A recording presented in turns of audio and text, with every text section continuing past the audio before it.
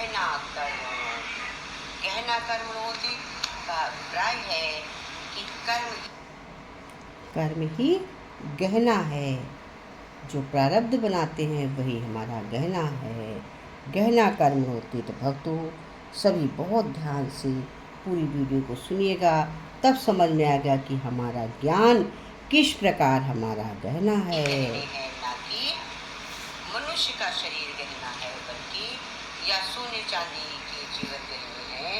गहना क्या है? कर्म ही गहने हैं, प्रारब्ध ही गहना। कर्म का मतलब है कर्म ही गहने हैं। तो जय श्री कृष्ण, हरि ओम। बहुत सुंदर सा विषय है। विषय क्या है सुनकर आपका दिल एकदम ऐसे झूमेगा, नाचेगा कि ये मुझे आज के कलयुग में कहाँ से वीडियो प्राप्त हुई, कैसे इतनी सुंदर सोचेंगे कि ये कि जो आप वास्तव में सोचते हैं इस समय के दौर में आकस्मिक सुख दुख क्या है। अचानक सुख आता है, आता है क्या? अचानक सुख आ गया तो आप फूले नहीं समाते हैं, दुख आ गया तो आप तड़पते हैं। लेकिन आकस्मिक सुख वाकई में होता क्या है ये तो मालूम हो कि आकस्मिक सुख दुख क्या चीज है। तो आज मैं आपको वीडियो के माध्यम से यही शेयर करूंगी कि आकस्मिक सुख दुख किसे कहते हैं। दैनिक दैविक चार भौतिक चार तथ्योरी आयाति रहस्य माहते दुखाना वेश संचया।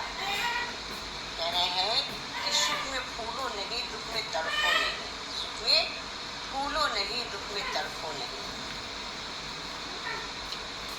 दैहिक दैविक अपिचा दैविक दैहिक तथे ऊंचा उसी प्रकार भौतिक माने दुखाना, दुखों का इस ये संचय समूह स्वयंभूत अपने आप बुलाया हुआ आयातिनिश आता है।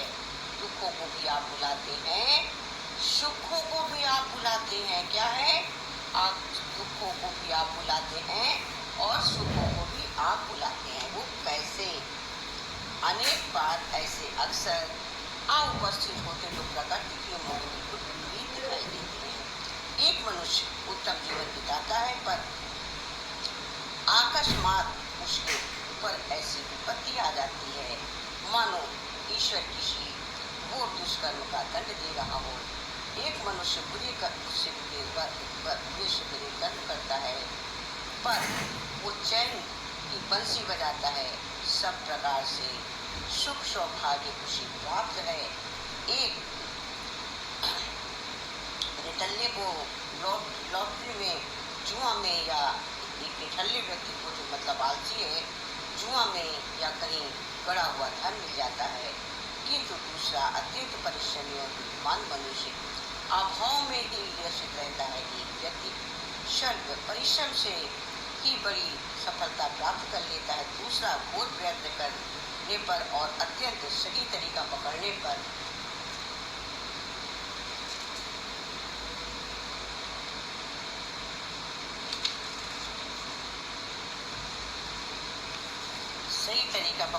भी असफलता रहता है। ऐसे अवसरों पर प्रारब्ध भाग्य आदि शब्दों का प्रयोग होता है। इसी प्रकार महामारी, बीमारी, अकाल मृत्यु, अतिवृष्टि, अनावृष्टि, बिजली गिरना, भूकंप, बाढ़ आदि दैविक प्रकोप भी भाग्य प्रारब्ध कहे जाते हैं। आकस्मिक दुर्घटनाएं, मानसिक आपदा, वियोग आदि के प्रसंग जो टल नहीं सकते इसी श्रेणी में आते हैं। ये ठीक है कि ऐसे प्रसंग कम आते हैं। प्रयत्न से उल्टा फल देने होने को आकस्मिक घटना घटित हो जाने के अपवाद चाहे कितने ही कम क्यों न हो, पर होते जरूर हैं और वे कभी न कभी कठोर होते हैं कि उनकी उपेक्षा नहीं की जा सकती। ऐसे अवसरों पर हम में से साधारण श्रेणी का ज्ञान रखने वाले बहुत ही भ्रमित हो जाते हैं,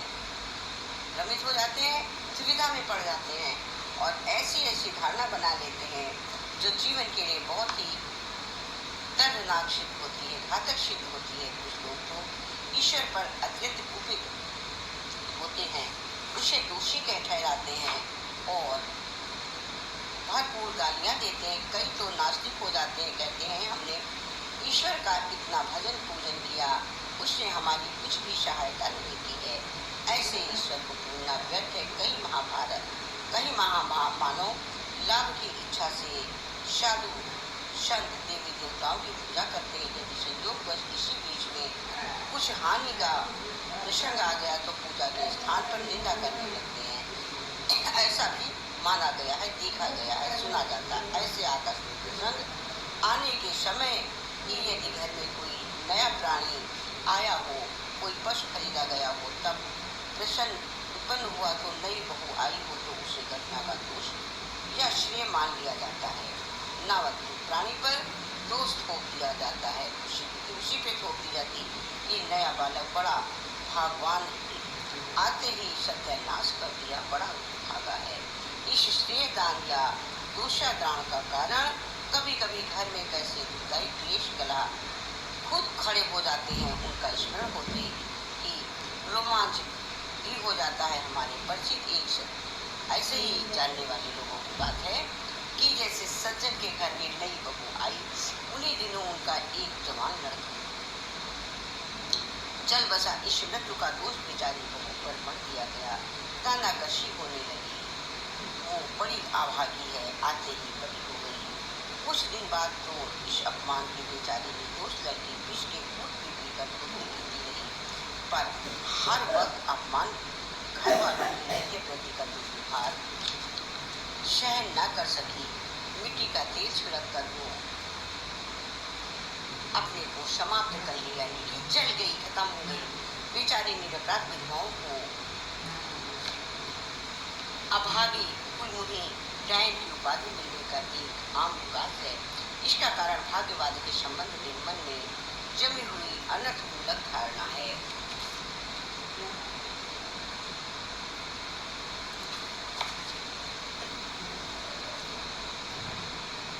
यही बात को समझने की जरूरत है। कारण लोगों के हृदयों में ऐसे ऊटपटांग विश्वास घर जमा लेते। अनेक व्यक्ति तो भाग्य की वेदी पर कर्तव्य की बलि चढ़ा देते हैं। उनका विश्वास होता है कि इस जीवन में भी हानि लाभ होगा, ये भाग्य के अनुसार होगा। जब जो कर्म किए जाते हैं उनका फल अगले जन्म में भले मिले, पर ये जीवन में प्रारब्ध हुए रसों में ही जकड़ा हुआ है।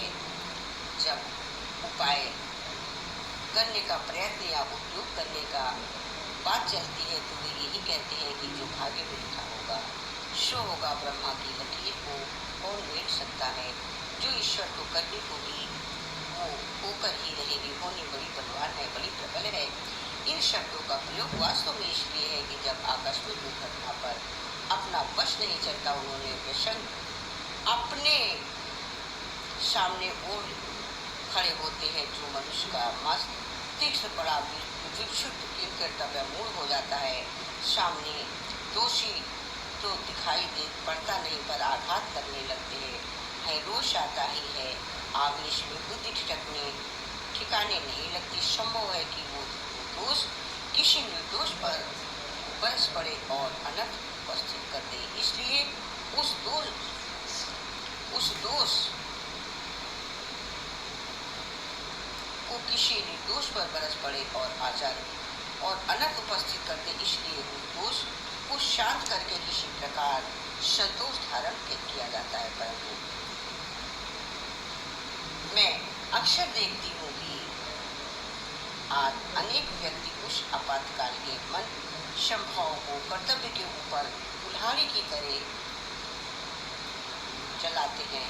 होते होते हम लोग उद्योग के विरोधी हो जाते हैं और अजगर और पक्षी की उपमा देकर भाग्य के ऊपर निर्भर करते। यदि सज्जन बड़े बुरे हुए तो उन्होंने प्रथम निकटवर्ती अत्यंत वाले तरुणों किशोरी को भी इसी भगवान की निराशा में बदल डालते हैं और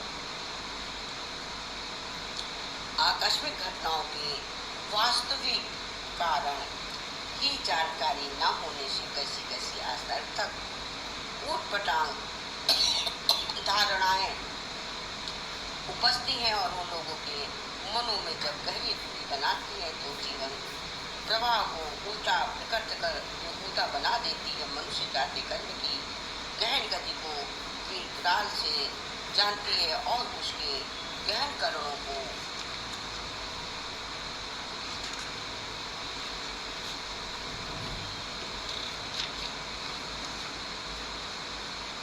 जानने के लिए चिरकाल से प्रयत्न करती रही है।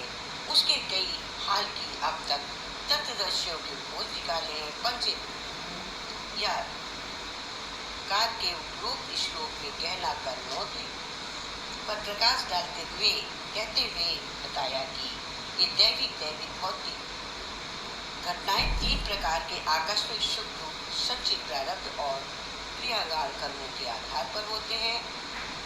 दूध एक नियत समय में एक विशेष प्रक्रिया द्वारा दही या घी बन जाता है। इसी प्रकार त्रिविध धर्म के 3 प्रकार के फलों को उत्पन्न करते हैं और आकस्मिक घटनाओं को किसी तरह उत्पन्न करते हैं। इसका पूरा वृत्तांत एवं वैज्ञानिक विवेचन में आज इसी वीडियो में ऐसा वैज्ञानिक वीडियो होगी कि जो आप सुनकर जैसे सुख दुख अचानक क्यों आते हैं, तो इनके उत्पन्न होने के कारण क्या है।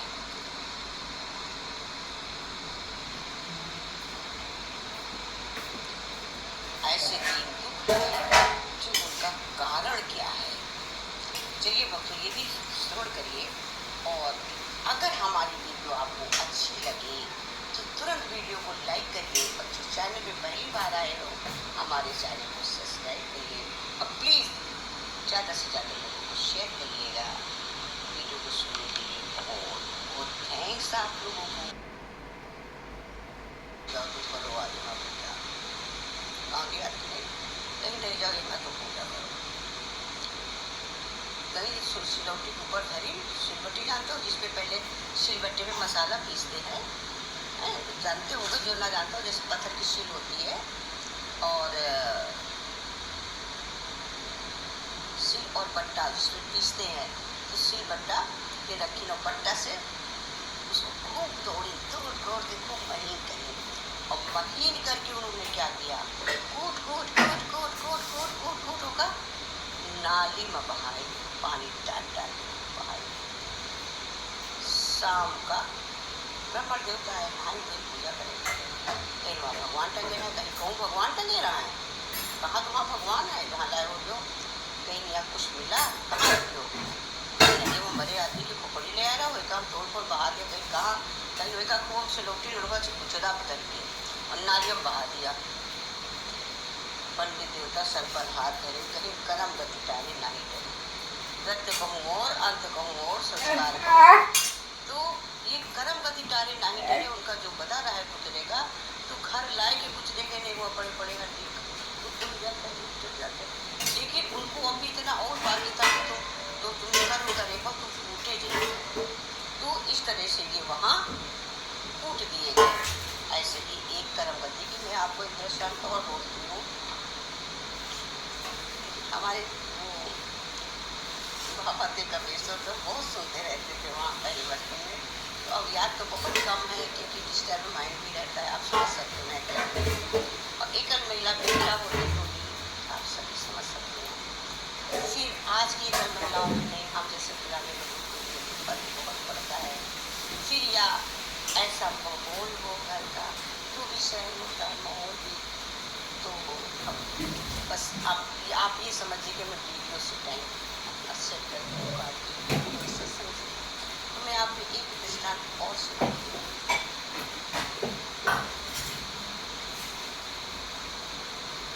हाँ, एक व्यक्ति को महात्मा ने बताया तुम्हारी बता दूँ मृत्यु होगी इस जगह पे होगी क्योंकि तुम इस जगह हो यहीं से तुम गिरोगे और खत्म हो जाएगा। उसने कहा अच्छा ये काम करने के लिए हम यहाँ रहेंगे ही नहीं तो मेरी मृत्यु कैसे आएगी यमराज कैसे हमको लेने आएंगे। हम जब घर में रहेंगे हमारी जो भी करता हमको यमराज मिल जाएंगे। उसने क्या किया कह रहो हमको ले जाना चाहे तो लेके कैसे ले जाओ, घर से ले जाओ, घरे बेडरूम कर ले, अपने तो कोई तुमसे यो ना करे, महीना पहले से वो थोड़ा कर दे।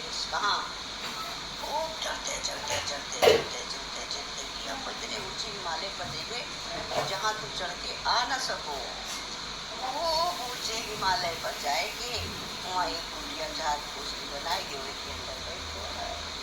हाँ, उसको उसको श्राप था कि सर्प तुमको डसेगा, सर्प के डसने से तुम मरोगे, सॉरी सर्प के डसने से मरो। उसने कहा सर्प को डस देगा, मरेंगे, हम रहेंगे ऐसी जगह जहाँ सर्प ना चढ़ सके।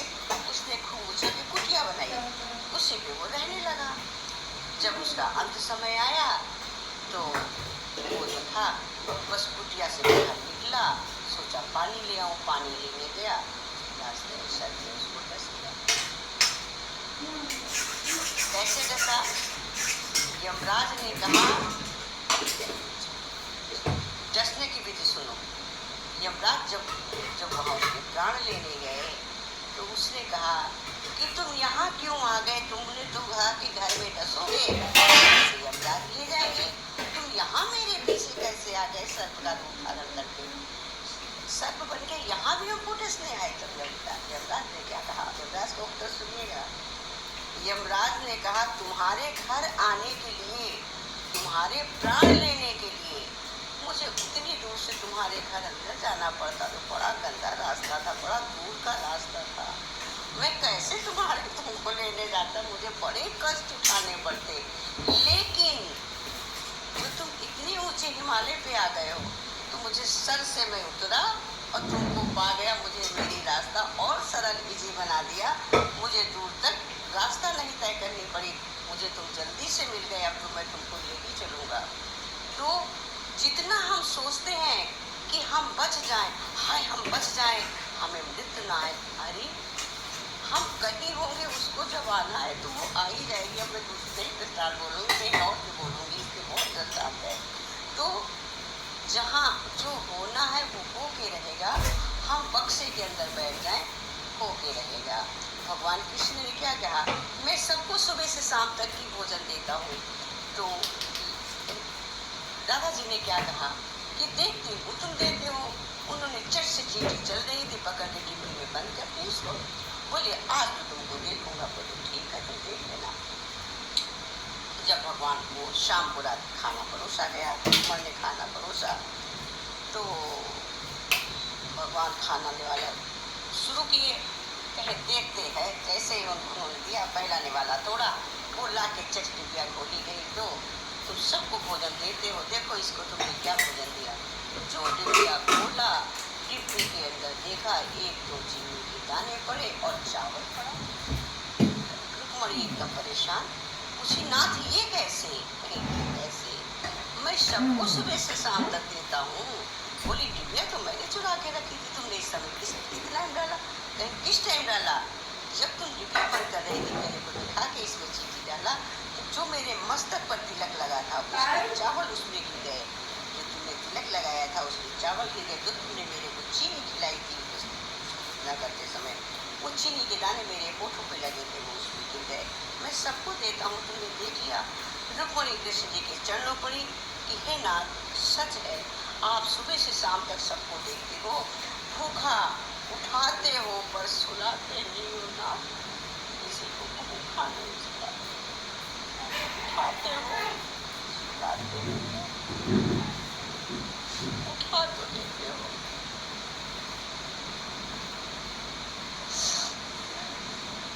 मैंने कहा मैं वीडियो डालने का उद्देश्य था कि मेरा टाइम सेल करना, टाइम को चाहता है। अब रूटीन मेरा ये हो गया कि वीडियो बनाने से मेरे पास टाइम की कमी हो जाती है, मैं खर्चा नहीं टाइम कर पाती थी। अब तो मेरे पास टाइम कम हो जाता है क्योंकि अस्वस्थ थोड़ा रहती हूँ, एज भी हो रही है, तो सुबह उठाने जब भी जाता तो जल्दी नहीं उठ पाती, तो काम देर से भी बनता है, वीडियो बनाने में लेट होता है। मैं प्लान क्या करती हूँ, जैसे मॉर्निंग दवा ववा लेके खाली पेट में एक गिलास पानी पी के बैठ जाती हूँ, एक वीडियो बना के अपलोड कर देती हूँ। उसके बाद एक वीडियो अपलोड करने के बाद तब उठती हूँ, फिर चाय पीती हूँ, फिर एक वीडियो बना लेती हूँ कि अपलोड करना है, फिर जाके वीडियो बना के अपलोड करके तब खाना दोपहर का बनाती हूँ, तब फिर वीडियो को बनाना शुरू करती हूँ। जितनी बना पाती हूँ जिस दिन 1-2 दिन उतनी अपलोड कर देती हूँ जितनी बना पाती हूँ। कभी सत्संग नहीं जाती हूँ, असस्त होती हूँ, नहीं दूर होता है, दूर वाला नहीं जाती हूँ, कभी कभी जाती हूँ, पास के सत्संग चले जाती हूँ। 4:30 बजता है, सत्संग निकल जाते हैं, फिर 7 बजे आते हैं। जब 7 बजे आते हैं तब पानी पी के बैठ के कभी खाना बना के रख देती हूँ, कभी पहले वीडियो बना लेती हूँ। इस तरह से मेरे पास टाइम भर जाता है। तो 10 बजे क्या, कभी कभी 10 बजे बना सकती हूँ, कभी कभी 11, 11:30, 12 तक वीडियो बनाती हूँ। ये रात में भी नहीं अपलोड करूँगी, सुबह भी नहीं अपलोड करूँगी, तो मेरे दर्शक देखेंगे या मेरे सब्सक्राइबर हटने लगेंगे। फिर जब मैं वीडियो नहीं अपलोड करूँगा तो मेरे सब्सक्राइबर कैसे रुकेंगे? भाई जब खाना खाएंगे तभी पेट भरेगा। इसलिए मैं चाहती हूँ कि मेरे जो सब्सक्राइबर हैं हटे ना। और प्लीज़ आप लोगों से मेरा ये अनुरोध है कि यदि मैं वीडियो डालने में एक दिन डिले भी हो जाऊँ तो आप लोग एक दिन बाद जरूर देखें कि मैं वीडियो अपलोड करूँगी। जब भी मैं वीडियो ना अपलोड करूँगी, 4 महीने भर हो जाए, तब आप लोग भी समझिएगा कि मैं वीडियो नहीं बनेगी। लेकिन अगर महीने भर तक तो वेट करिएगा, हटिएगा मेरे सब्सक्राइब से, क्योंकि अभी जैसे मैंने मोनेटाइज पे लगाया था तो मुझे नहीं डालनी थी, ऐसे ऐसे करके मुझे वेट करनी होती है ना, तो इसलिए आपको इसमें प्रॉब्लम नहीं आएगी। तो आप हमारे चैनल पर बने रहिए। चलिए मैं आगे चलती हूँ। कर्म गति टारे नहीं चले, मैंने आपको बताया कर्मों की गति कभी टारे नहीं चलती। गुरु वशिष्ठ पंडित बड़ ज्ञानी, रच पच लगने धरे, पिता मरण और हरण सिया को वन में विपत्ति करे। पंडित बड़े ज्ञानी रुचि उसकी ब्याह शादी कराते, लेकिन फिर भी जब भगवान श्लोक क्या कह रहा है, पिता मरण और हरण सिया को वन में विपत्ति करे, फिर भी फूक सीता जी की शादी हुई, फिर भी राम के पिता का मरण हुआ, सिया जी का हरण हुआ और वन में विपत्ति आई। वरिष्ठ जैसे गुरु होते हुए भी राम कर्म गति को टाल ना सके, उन्हें भी पिता का मरण, सिया का हरण, विपत्ति या सहन करनी पड़ी। विपत्तियां कहीं से आकस्मात टूट पड़ती है या ईश्वर नाराज हो गए, ये विपत्तियां कहीं से आकस्मात आ जाती है या ईश्वर नाराज होकर सुख कर देता है। ऐसा समझना ठीक है, मानना सही है कि पंचध्यायी या निश्चित मत है कि सब प्रकार से दुख अपने ही बुलाने से आते हैं। रामायण का मत भी है कि इस संबंध में रामायण से काहू न काहू को कुछ सुख कर दाता, निज निज कर्म भोग सब आता। दूसरा कोई भी प्राणी, श्लोक है, काहू न काहू कुछ सुख कर दाता, निज निज कर्म भोज कर आता। दूसरा कोई प्राणी पदार्थ किसी को सुख दुख देने की शक्ति नहीं रखता। ये सब अपने ही कर्मों का फल भोगते हैं और अपने ही भोग से रोते चिल्लाते हैं। जीव की पीछे से ऐसी कठोर व्यवस्था बंधी हुई है जो कर्मों का फल तैयार करती रहती है। मछली पानी में तैरती है, उसका उस पानी को काटती है, पीछे पीछे एक रेखा सी बुनती चलती है। सांप रेंगता जाता है और रेंग पर उसकी लकीर बढ़ती जाती है। जो काम हम कर सकते हैं उनके संस्कार बनते जाते हैं। बुरे कर्मों के संस्कार श्रम बुरे हुई कटीली झाड़ी की तरह अपने लिए ही बुराई बन जाते हैं।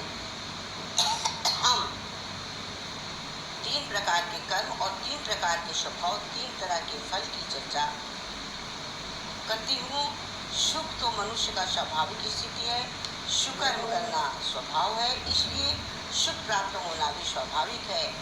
कष्ट दुख में होता है, दुख से ही लोग डरते रहते हैं, उसी से छुटकारा पाना चाहते हैं, इसलिए दुखों का ही विवेचन यहाँ मैं कर रही हूँ आरोग्यवर्धक शास्त्र और चिकित्सा शास्त्र को अलग अलग शास्त्र। इसी प्रकार सुख दुख के दो अलग विज्ञान हैं।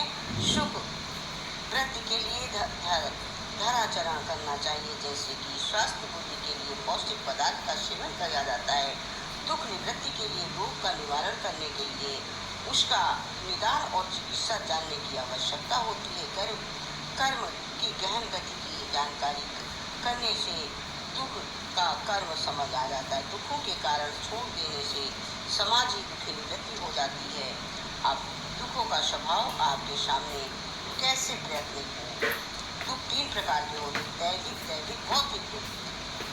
वे कहते हैं जो मन में होते हैं शिक्षा, जैसे चिंता, आशंका, क्रोध, अपमान, शत्रुता, विद्रोह, भय, शोक आदि दुख होते हैं। जो शरीर को होते हैं, जैसे रोग, चोट, आघात, विष आदि के प्रसव से होने वाले कष्ट भौतिक दुख होते हैं। जो अचानक अदृश्य बाहर से आते हैं, जैसे भूकंप, दुर्भिक्ष, अनिष्ट, महामारी आदि। तीन प्रकार के दुखों की वेदना से मनुष्य को तड़पाता हुआ देखा जाता है। इन तीनों दुख हमारे भौतिक, मानसिक और सामाजिक कर्मों के फल हैं।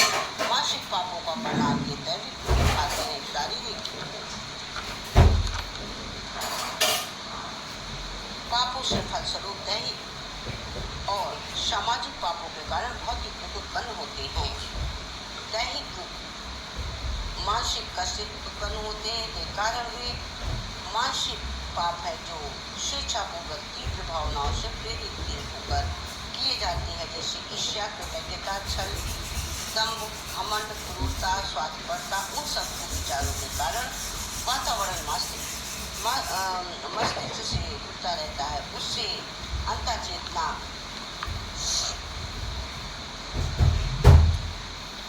अंतःचेतना उस प्रकार प्रभाव पड़ता है जिस प्रकार धुएं के कारण दीवार काली पड़ जाती है या तेल के गिरने से कपड़ा गंदा हो जाता है। आत्मा स्वतः पवित्र है, वो अपने ऊपर इन सब कुविचारों प्रभावों का जमाव हुआ नहीं रहने देना चाहती है। वो फिक्र में रहती है कि किस प्रकार से इस गंदगी को साफ करें। पेट में हानिकारक वस्तुएं जमा हो जाने पर पेट उसे तय या दस्त के रूप में निकाल कर बाहर कर देता है। इसी प्रकार तीव्र इच्छा से जानबूझकर किए गए पापों का निकाल कर बाहर कर दिया जाए, किंतु आत्मा भीतर ही भीतर उसके भार को हटाने के लिए अत्यधिक व्याकुल हो जाती। बाहरी मन, स्थूल बुद्धि अदृश्य क्रिया का कुछ भी पता नहीं चलता, पर अंतर मन चुपके ही चुपके ऐसे अवसर एकत्रित करने में लगा रहता है जिससे वो मार बाहर हट जाए और अपमान, असफलता, विद्रोह, शोक आदि प्राप्त हो। ऐसे अवसरों को मनुष्य कहीं से एक एक करके किसी प्रकार खींच लाता है, और ताकि उन दुर्भावों का, पाप संस्कारों का इन अप्रिय परिस्थितियों से समाधान हो जाए। शरीर द्वारा किए हुए चोरी, डकैती, व्यभिचार, अपहरण, ईर्ष्या आदि मन में प्रमुख है। हत्या करने से हाथ का कोई स्वार्थ नहीं है, परंतु मन के आवेश में पूर्ति है। इसलिए इस प्रकार के कार्य जिससे करते हैं, इंद्रियों के सुख ना पहुँचाता है और मानसिक पाप करते हैं, ऐसे पापों को फल मानसिक दुख होता है। इसलिए पुत्र आदि पितृजनों की मृत्यु, धन नाश, लोक निंदा, अपमान, पराजय, असफलता, दरिद्रता आदि मानसिक दुख है। इससे मनुष्य की मानसिक वेदना उमड़ जा पड़ती है, शोक संताप उत्पन्न होते हैं, दुखी होकर रोता चिल्लाता है और आंसू बहाता है, फिर घूमता है।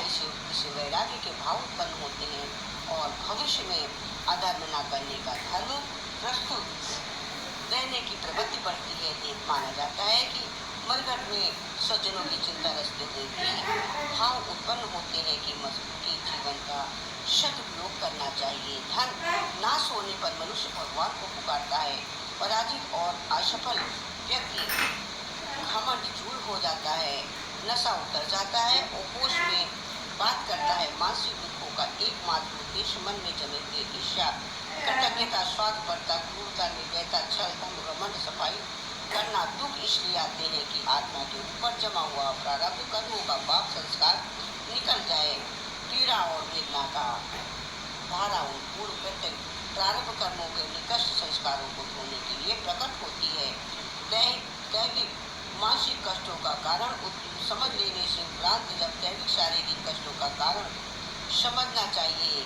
जन्मजात अपूर्णता एवं ऐच्छिक रोगों का कारण हुई जन्म को उन अंगों का दुरुपयोग करना है। मरने के बाद सूक्ष्म शरीर रह जाता है। नवीन शरीर की रचना इस सूक्ष्म शरीर द्वारा होती है। इस जन्म में जिस अंग का दुरुपयोग किया जा रहा है वो अंग सूक्ष्म में अत्यंत निर्बल हो जाता है।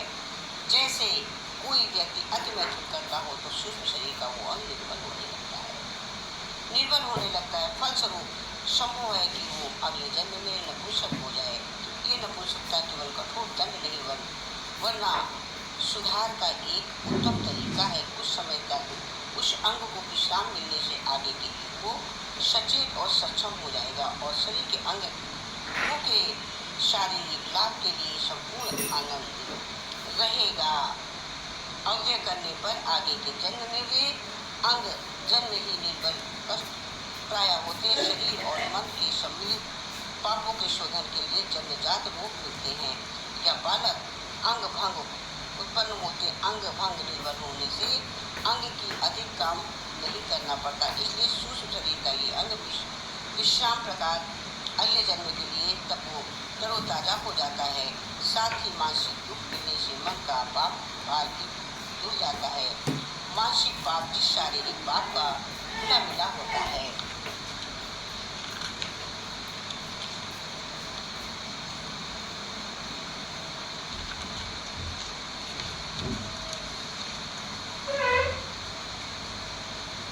ये अधिकार दंड समाज दंड का प्रायश्चित द्वारा इस जन्म से शोषित न हुआ तो अगले जन्म के लिए जाता है। परंतु यदि पाप केवल शारीरिक या उसमें मानसिक पाप का मिश्रण अत्यंत अल्प मात्रा में है तो उसका शोधन शीघ्र ही शारीरिक वृद्धि द्वारा हो जाता है। जैसे नशा किया, उन्माद आया, विष खाया, मृत्यु हुई, आहार विहार के गड़बड़ी हुई तो बीमार पड़ गए। इस तरह शरीर अपने साधारण दोषों को सफाई जल्दी कर देता है और इस जन्म का अनुशासन इस जन्म में कर लेता है। परंतु गंभीर शारीरिक दुर्गुणों में जिसने मानसिक जुड़ाव भी होता है अगले जन्म के फल प्राप्त होते हैं, इसलिए सूक्ष्म शरीर के साथ जाते हैं। भौतिक कष्टों का कारण हमारे सामाजिक पाप है। तनावपूर्ण मनुष्य जाति एक ही सूत्र में बंधी हुई है। विश्वव्यापी जीव तत्व एक है, आत्मा सर्वव्यापी है। जैसे एक स्थान पर यज्ञ करने से अन्य स्थानों पर भी वायुमंडल शुद्ध होता है और एक स्थान पर दुर्गुण पहुँचने से उसका प्रभाव अन्य स्थानों पर भी पहुँचता है। इसी प्रकार एक मनुष्य को कुसंगत कर्मों के लिए दूसरा भी जिम्मेदार है। एक दुष्ट व्यक्ति अपने माता पिता से लज्जित करता है, अपने घर वालों को शर्मिंदा करता है। वे इसलिए शर्मिंदा होते हैं कि वे व्यक्ति के कर्मों से उसका कर्तव्य भी बंधा हुआ है। अपने पुत्र कुटुंबी या घर वाले को सुनिश्चित सदाचारी न बनाकर दुष्ट कार्यों में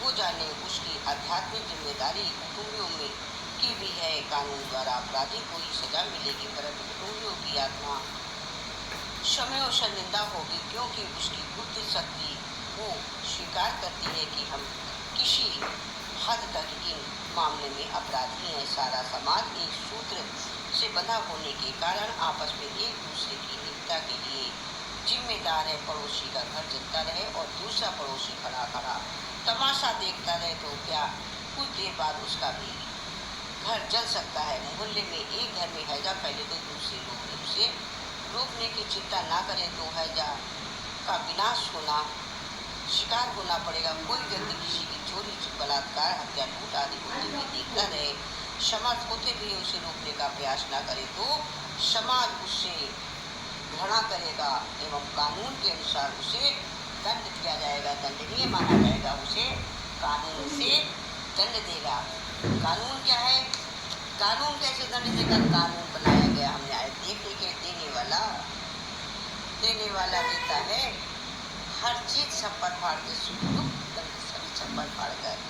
ईश्वरीय नियम है कि हर मनुष्य श्याम सदा सारी जीवन बिताए और दूसरों को अनिति पर न चलने देने के लिए यदि कोई देश या जाति दूसरी बातों से संलग्न होकर दूसरों कुकर्मों को रोकने और सदाचार बढ़ाने का प्रयास नहीं करते तो उसे दूसरों का पाप लगता है।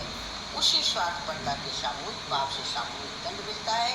भूकंप, अतिवृष्टि, दुर्भिक्ष, महामारी, महायुद्ध के कारण ऐसे ही सामूहिक दुष्कर्म होते हैं जिसमें स्वार्थपरता को प्रधानता दी जाती है और परोपकार की उपेक्षा की जाती है। माना जाता है कि अन्याय करने वाले अमीरों की अपेक्षा मूक पशु की तरह जीवन बिताने वाले भोले भाले लोगों को दैवी प्रकोप अधिक होते हैं। अतिवृष्टि, अनावृष्टि का कष्ट गरीब किसानों को ही अधिक सहन करना पड़ता है। इसका कारण ये है कि अन्याय करने वाले से अन्याय सहने वाला अधिक बड़ा पापी होता है। मानते हैं कि कुछ दिन जालिम का पाप होता है, कायरता वो है कि वो अपने ऊपर जुर्म करने के लिए किसी न किसी को न्योता बुलाता है। भेड़ भी ऊन गड़ैया छोड़ दे तो दूसरा कोई न कोई उसे काट लेगा। कायरता, कमजोरी, अविद्या स्वयं बड़े भारी घातक है। ऐसे पापियों पर यदि भौतिक क्रोध अधिक हो जाए तो कुछ आश्चर्य नहीं है। संभव है कि उसकी कायरता को दूर करने एवं स्वाभाविक क्षत्रियता जगाकर निष्पाप बना देने के लिए दृढ़ता सत्ता द्वार घटाए और उपस्थित रहे। हाँ, ये भौतिक दुर्घटनाएं, नैतिक दुर्घटनाएं दृश्य के दोष नहीं है परंतु अपने ही दोष है।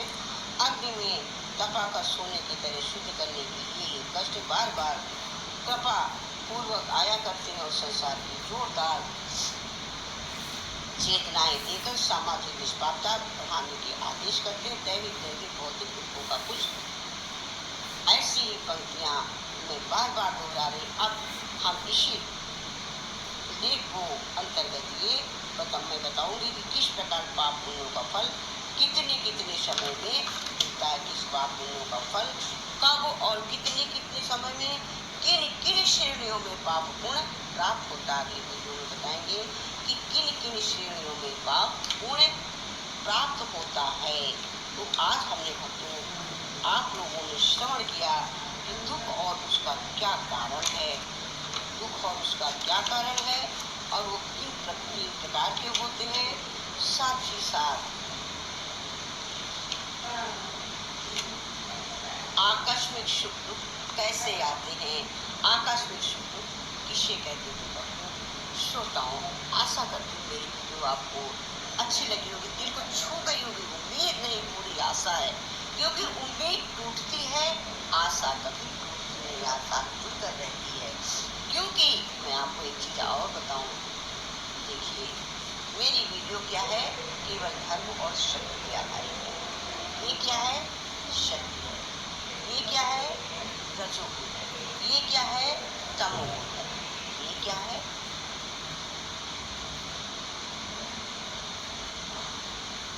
सत्य, रजो, तमो,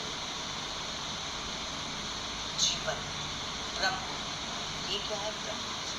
तो अब जब ये ब्रह्म से जीव, ये ब्रह्म एक हो गया। जब जीव ब्रह्म हमारे लिए छू जाती तो जीव ब्रह्म एक हो गया। जब जीव और ब्रह्म एक हो जाता है, मतलब जब हम ब्रह्म में लीन हो जाएंगे, हम जीव हैं और ब्रह्म, जीव ब्रह्म जब एक हो जाएगा तो क्या होगा, ये सत्य बन जाएगा, ये रजो बन जाएगा और ये तमो बन जाएगा। क्यों, ये उल्टा हो गया। अब ये उल्टा हो गया, जब ब्रह्म से मिल जाएंगे सत्य बड़ा हो गया, रजो उससे छोटा, तमो सबसे छोटा जो सबसे बड़ा था। वैसे सत्य, रजो, तमो, जीव और ब्रह्म, जीव ब्रह्म के एक होते ये उल्टा हो जाता है। इसलिए हमेशा ब्रह्म से मिलकर रहो, ज्ञान से मिलकर चलो, सत्यता अपने शरीर में धारण करो।